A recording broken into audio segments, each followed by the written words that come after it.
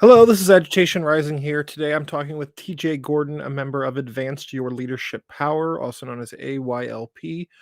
AYLP was one of the main organizations that pushed through the Community Emergency Services and Support Act, also known as CESSA, which creates mental health crisis teams to respond to nonviolent, non criminal emergency calls for service that involve mental behavior health issues without the assistance of police. CESSA creates an alt responder model, not a co responder model. TJ, thank you so much for being here with me today. Can you tell us a little bit more about CESSA, how it came to be, and the importance of an alt responder versus a co responder model? Sure. Well, first and foremost, thank you for having me today, Zach. And as far as the purpose behind CESSA, the purpose behind CESSA is not to fund the police or skip a police bill. It's more so to give more of a balance where instead of having the police being the first responders to mental and behavioral health crisis, especially that police, for the most part, are undertrained in those situations. We are giving that power to emergency responders who are trained in those situations, similar to how emergency responders are trained to assess physical injury or illnesses, those type of emergencies. And with CESSA, the first responders will ensure that the person going through the crisis will be transported to either a hospital or a local mental health resource. I will also add that with CESSA, it helps communities promote their local resources more often.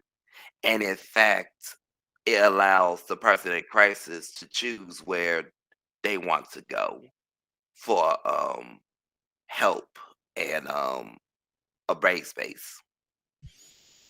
Thank you so much. And can you tell us a little bit more about AYLP, what kind of organization it is, how it got started? Sure. So AYLP was originally called Advanced Youth Leadership Power, and our campaigns were basically about addressing things such as bullying and also the fight to keep diverse learning or special education funded in Chicago public schools. But as we took on more campaigns such as CESSA, we expanded to a racial justice and disability justice group as well. Hence, we changed the name to Advance Your Leadership Power. Still AYLP, but we changed for youth to your.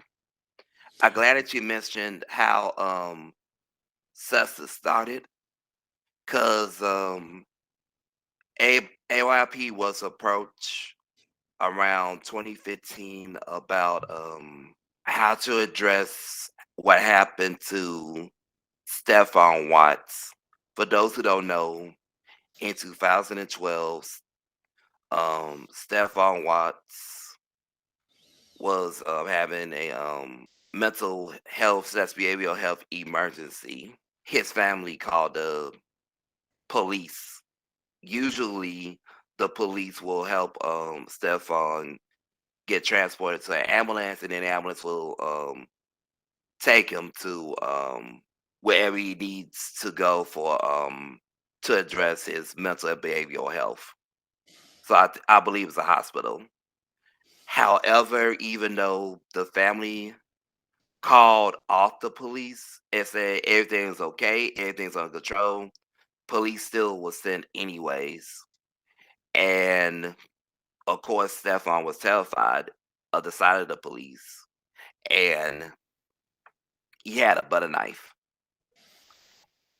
As a result, the police shot and killed him. The genesis of CESSA, in fact, was to get justice for what happened to Stephon Watts in some shape or form. It evolved from addressing police violence, which is also a part of why CESSA was created, to after talking with more community members, the autistic community, and also the mental health community and dispatchers and stuff, we expanded to addressing a huge issue of how to transport people in crisis to where they need to go for resource help or a break space without the fear of going to jail or dying due to state violence. And so just the other day, the Peoria Police Department and Peoria State Representative Jihan Gordon Booth announced a new legislative initiative that seems like it would directly conflict with CESA. Can you give me your response to this potential legislation? That potentially violates CESA, to be honest, because basically Peoria is pushing for a co-responder model where the police works with emergency response teams to respond to mental and behavioral health emergencies, which is not the person's successor at all. In fact, that will create more fear among those who trying to get services because if they see the police, then rightfully so, the fear is that they're not going to make it out alive. And also, again, that will mean training the police to handle situations. And even though CI crisis intervention training are in place in some police forces, it's still optional in some places or non-existent whatsoever. So therefore, it's better, in my opinion, to have the alternative model where the first responder unit or emergency response unit are the first and only people to respond to crises. That way, people will feel much more comfortable explaining what's going on. They feel more comfortable being transported to whatever they need to go. And the great thing about CESA is that it's person centered. So the person in crisis could choose where they want to go. Whereas with the co-responder model, they're not gonna have many choices. And again, the fear is already rampant with police violence. So we don't want that to happen. Yeah, and so would you say that just the mere presence of police at these type of situations is itself an escalation? Oh, absolutely. Based off of all this, do you expect AYLP to oppose this legislative initiative? Yes. We oppose we oppose the proposed bill that's on the table in Peoria.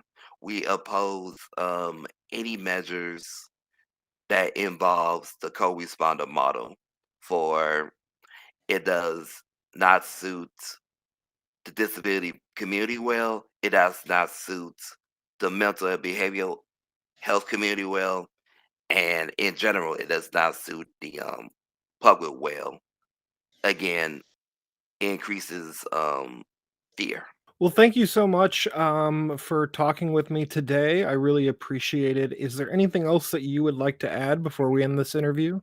For those in Peoria, talk to your legislators or when the vote is on the table, make sure to vote no for the act. It is beneficial that a law like that would not turn into law. Otherwise, it will cost many lives. All right, thank you, everyone. That's all we have for today. Please do make sure that you stay up to date by liking the channel and sharing it. You can also subscribe to the blog strangecornersofthought.com, which is the best way to stay up to date on all the new information. And if you want to support independent journalism, please consider becoming a patron on our Patreon account. Thank you, and we'll see you on the other side.